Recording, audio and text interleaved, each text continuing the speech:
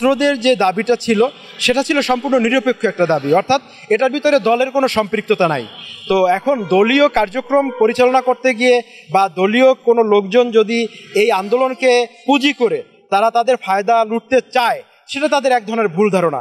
আমি মনে করবো তারা বোকার স্বর্গে বসবাস করতেছে। সম্মানিত দর্শক, এই মুহূর্তে আমি দাঁড়িয়ে আছি রাজধানীর যাত্রাবাড়ির যে কাজলা টোল প্লাজাটিকে আগুন দিয়ে পুড়িয়ে ফেলা হয়েছিল।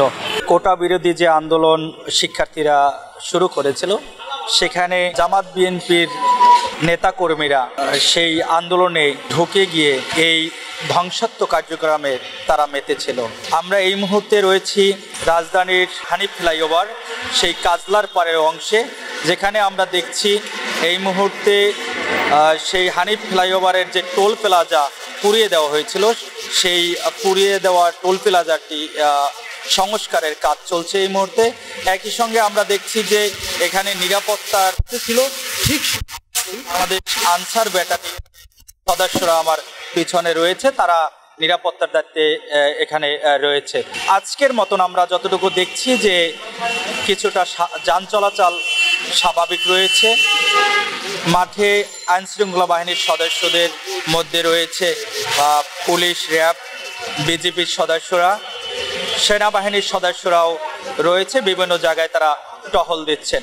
প্রত্যক্ষদর্শীরা যতটুকু জানিয়েছিলেন, এই যে ধ্বংস নীলায় যারা মেতেছিল তাদেরকে চিহ্নিত করে আইনের আওতায় এনে সুষ্ঠু বিচারের দাবি তারা জানিয়েছিলেন। একই সঙ্গে জানিয়েছিলেন যে সাধারণ মানুষের যে ক্ষয়ক্ষতি হয়েছে, রাষ্ট্রের যে ক্ষয়ক্ষতি হয়েছে, এটি তারা কোনোভাবেই মেনে নিতে পারছেন না। আলী আসগর, প্রতিদিন খবর, কাজলার পাড়, ঢাকা।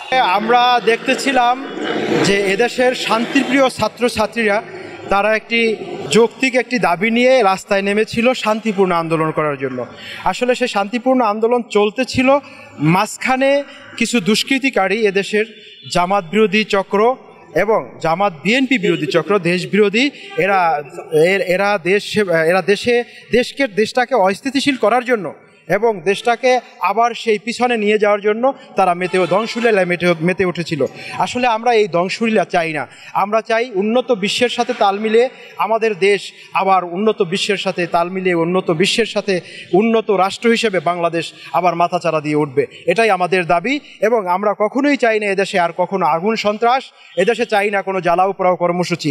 আমরা চাই শান্তি, আমরা শান্তি নিয়ে বেঁচে থাকতে চাই এবং বাংলাদেশের শান্তি প্রিয় মানুষ, প্রত্যেকটা মানুষ শান্তি চায়, এটাই আমরা চাচ্ছি, এটাই আমাদের কামনা। ছাত্রদের যে দাবিটা ছিল সেটা ছিল সম্পূর্ণ নিরপেক্ষ একটা দাবি, অর্থাৎ এটার ভিতরে দলের কোনো সম্পৃক্ততা নাই।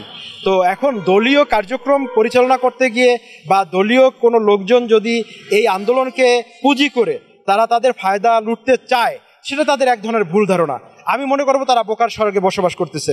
কারণ ছাত্ররা এখানে ছিল একটি শান্তিপ্রিয় আন্দোলন করার জন্য, একটি একদম নিরপেক্ষ আন্দোলন। সে নিরপেক্ষ আন্দোলনকে দলীয়করণ করার কোনো সুযোগ নাই।